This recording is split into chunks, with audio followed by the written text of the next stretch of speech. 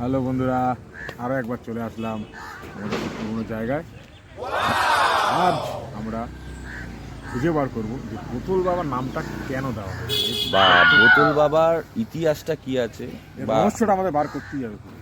বার করতেই হবে any how any cost. তো চলো দেখা যাক। চলো দেখা যাক। নাও শুরু করে দাও দেখি।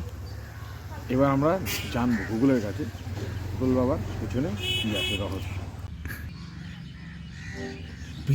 পৃথিবীতে কি বোতল বাবা শুধু সুমন দাসই আছে, নাকি আরও কোনো কেউ সারা মানে অন্যান্য দেশে বা কোথাও রয়েছে, নাকি বোতল বাবা শুধু একমাত্র ওর পেটেন্টটা সুমন দাসই নিয়েছে? এটা কি কেউ বলতে পারবে? খুবই মজার প্রশ্ন। যেহেতু বোতল বাবা নামটা প্রচলিত কোনো পদবি বা উপাধি নয়, তাই পৃথিবীতে আরও কেউ এই নামে থাকতে পারে, তবে সেটা কাকতালীয়ভাবেই হবে। সুমন দাসের পেটেন্ট নেওয়ার কোনো প্রশ্নই আসে না। বাহ, বাহ, বাহ, বাহ, বাহ, নতুন জিনিস জানলাম। বোতল বাবার যে বোতলটা আছে নিজস্ব, সেটা কি কাচের না প্লাস্টিকের?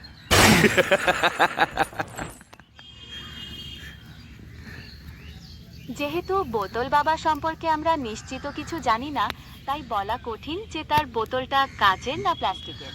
এটা সম্পূর্ণ তার পছন্দের বা প্রয়োজনীয়তার উপর নির্ভর করে।